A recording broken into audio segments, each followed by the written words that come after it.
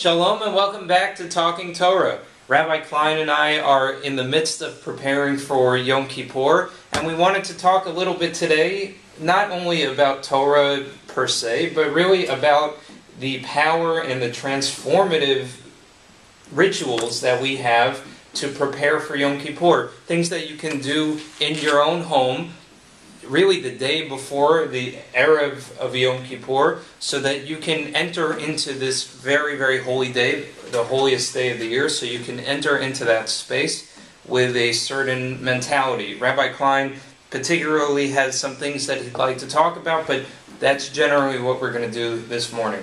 Great. I love and I really embrace the traditions that precede our going to synagogue for Kol Nidre. I think there's so much there that touches on everything you want to touch on in just a few minutes.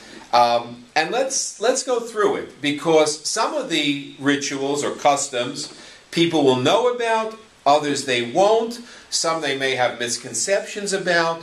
So let's start with this. Now, everybody has heard, maybe you've seen on television this year, pictures of the Hasidim taking a chicken and swinging it over their heads. That's called kaparot, okay? Now, we are not advocating you do that.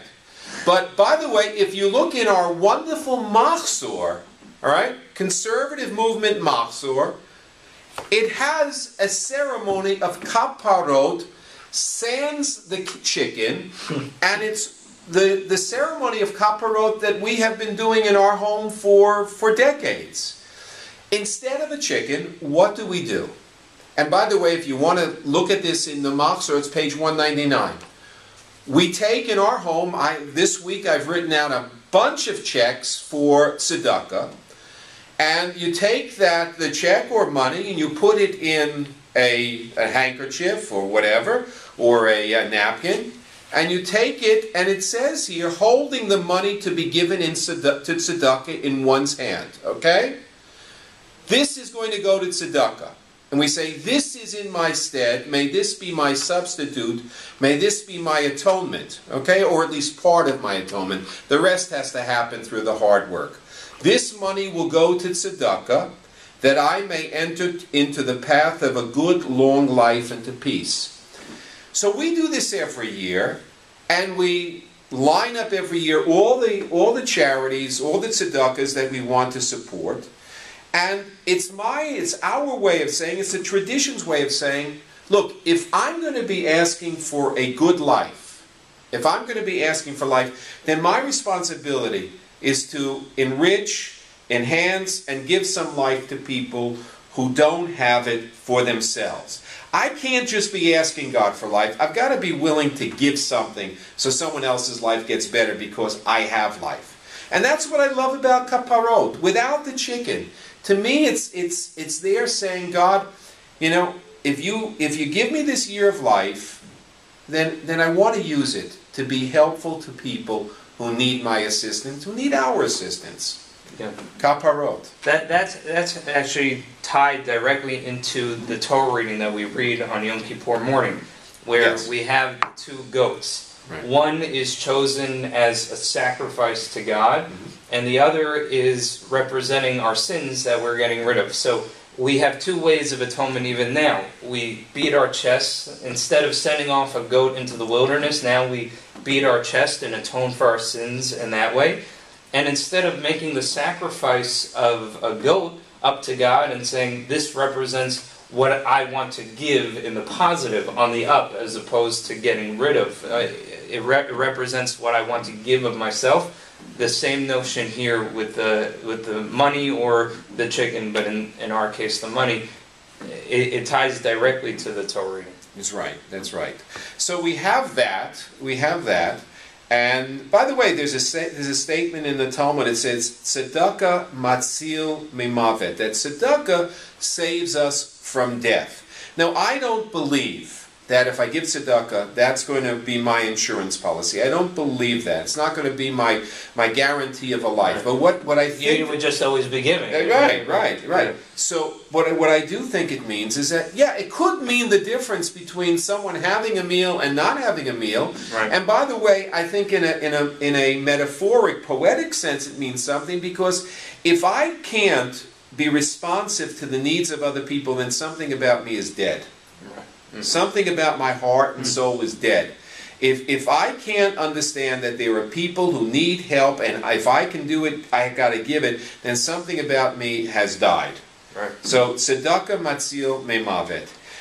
I also was thinking in terms of with Yizkor, and one of the practices right leading up into Yom Kippur is to light the memorial candle, because we have the communal Yizkor, the communal remembrance of all our dearly departed who we're remembering. But when we talk about giving charity and that's saving us from death, we talk about how we should give and we should volunteer our time and our energy and do mitzvot in the name of those who have died. Mm-hmm. And when we do that, then we are really fulfilling the prayer and the wish to Sror B'Torah Chaim, to bind up those who have died in the bond of life. Right. And so in that way, when we give charity, not only in their memory, but even when we give charity just for the sake of giving, there is a higher power to that giving that lasts beyond us. Right. There's an eternity to giving that lasts beyond the lifespan of a person. Mm-hmm. Mm-hmm. Very good, very good. So you mentioned lighting the memorial candle. What I think we want to underscore is that obviously you're going to light candles twice on Friday evening this year before Yom Kippur. First you light the memorial candle, because after lighting the Shabbat and Yom Kippur candle, no more fires. No more fire is created. And there's no blessing to say when you light a memorial candle. Custom is that you say a meditation, you offer your own. This has got to come from you.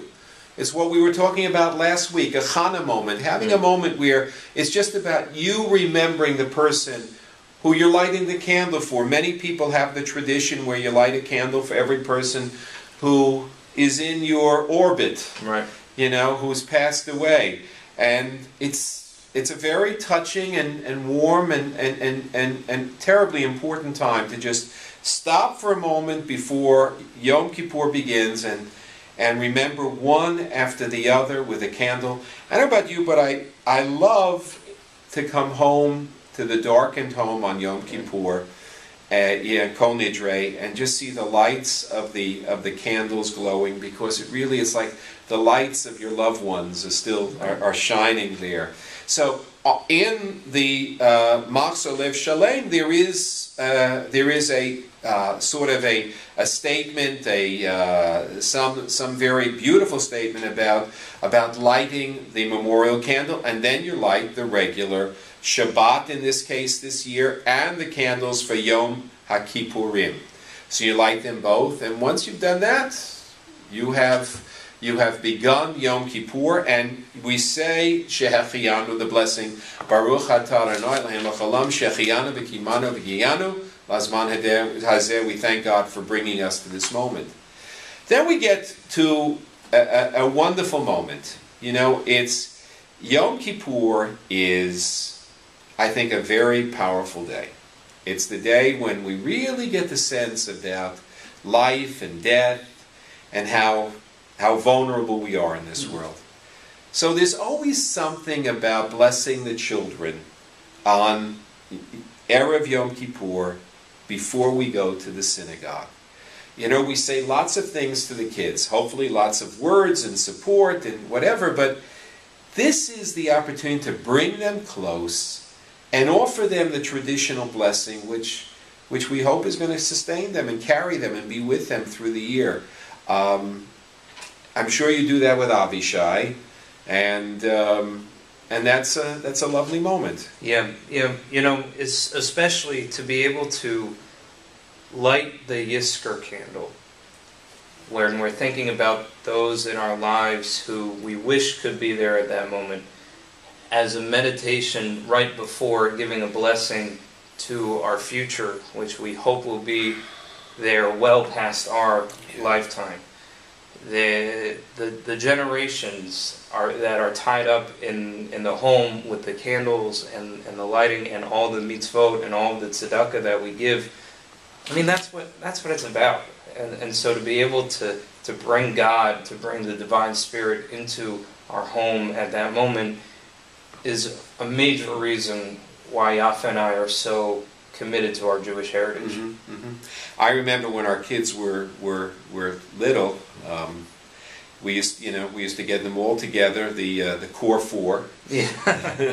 the core four, and Betty and I would get them all together like one family moment and give the core four our blessing. That's not Posada, Mariano, and Jeter and Pettit. It was our core four, but it was a touching and powerful moment to have them that close to us as we began this enormously powerful day of our year.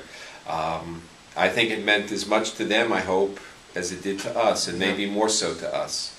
So that's something else that makes this time before you head off to the synagogue. And we hope you do head off to the synagogue. Yeah, we'll be there. We'll be waiting for you. Yeah. As the kind of moments that you want in life. You want to have those moments that tie your soul to the souls of your children. You want to have moments that tie you to those who have gone, who have left us, who have passed away. You want to have moments that tie you to those who are in want and in need in this world. And where do you get that all? You get it all in just these few pages that are so beautiful and so appropriate to serve as the predicate, the prelude to Kol Nidrei and Yom Kippur Day. So aside from the fact that we have to fast, I'm looking forward to Yom Kippur. Right. Yeah, sure. It is a Shabbat Shabbaton. No matter how spiritually fulfilling Shabbat may be, and of course it is, and we get to do it once a week. Shabbat is a tremendous moment every week. But this is the Shabbat Shabbaton. This is the Holy of Holies when it comes to days of the year, and so don't let it pass away. Don't let it sneak by you. Don't be too focused on the food or the eating or any of that. Focus on what matters in life. Loved ones, those who have passed away, and those who are in need. Exactly right. So the next time you'll hear from us will be in synagogue, in shul, Kol Nidrei night, and then all of Yom Kippur Day. We look forward to sharing that day with you and with a few others who might be here. It's the time that we all wait for, and it's a time we enjoy being with every single one of you. We hope you do as well.